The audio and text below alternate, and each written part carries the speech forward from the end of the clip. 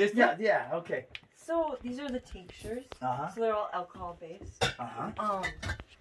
I do make my own alcohol, but I don't know if that's Yeah. because awesome. then I know what's in it. Yep, for sure. These are all our mushrooms, all wild harvested. We got hedgehog, bullet, oyster. A lot of times I like to grind them in a coffee grinder and then put them in soup, stews, burgers. Oh my god. All burgers. that. And but you make these tinctures and oils? Or are they just oil? tinctures. Oh, just tinctures. Yep. I gotcha. I do infuse like the comfrey and peony and rose into coconut oil or avocado oil or castor oil for salves, lotions. And you sell these? I do. Can I buy a bunch before we leave? Yeah, if you want Oh, to. yes, I totally do. I'm so psyched. But yeah, so and then chaga. We drink a lot of chaga tea in the winter. Mix it with coffee. Oh, I heard that's so healthy. We have like 30 gallons of wild rice. Yes, what does chaga tea do? Because I've heard different things about that. It kind of boosts your immunity. You know, well, not boost, but it just like balance. Yes, supports your immunity. Nice. Cleanses the blood. Kind of detoxifies. Oh, I'm gonna buy some of that. Apple cider vinegar. Yeah. That's like one of my main things because you can infuse herbs, mix it with honey for oxymels, and then salad dressings and just overall health. Stomach, overall everything. Like really good for your stomach too, right? Totally. For digestion. Yes, and you know it's different when you do it from your own home, your own crab apples. Yeah. In comparison to buying like Bragg's, even though that's really good. Yeah. It's just makes a difference. Yeah. Wow. And what are all these here? We got hemp. We grew hemp one year. Rosemary, nettle. I harvested a ton of nettle. Right here, this. Cause we eat it like in everything all winter long. Infusions, tea infusions. It's better than Benadryl. Yes. Yeah, it works really well for allergies. And then just like right now, this is actually not very much because it's the new season, so I kind of clear stuff out. But just, I mean, bee balm. Wormwood, lemon balm, skull cap, catmint, valerian, mugwort. I mean, this gets full. And how much of this is growing here on the property? Everything. Everything. That is so awesome. Absolutely amazing. Yeah. Beautiful. And curly dock, I save for, like, if we were making crackers or the ducks love it. It's like a special treat in their water, and they just like fish for it, so it gives them something to do in the winter.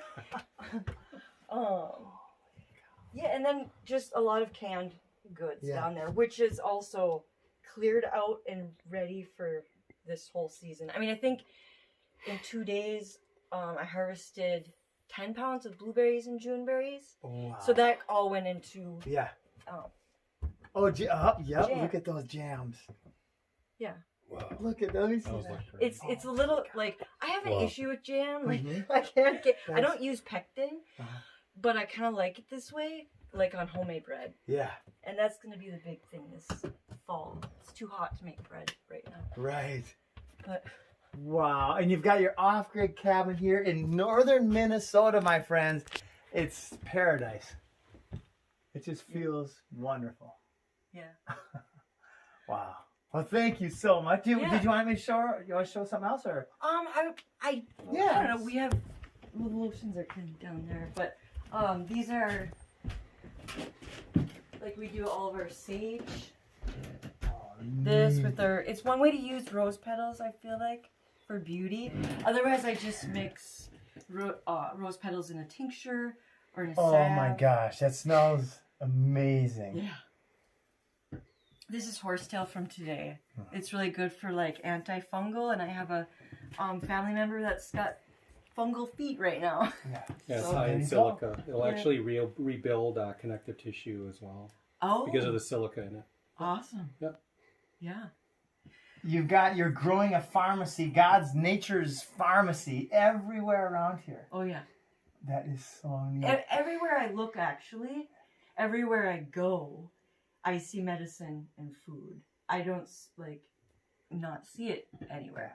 Yeah, it's everywhere. Like there is this and that, but you know what it is. Right. And that knowledge is lost. It's a lost art, right? For the most part. Yeah. I mean, there's people that know, but it's it used to be like every grandma on the street right. knew what at least was in their area.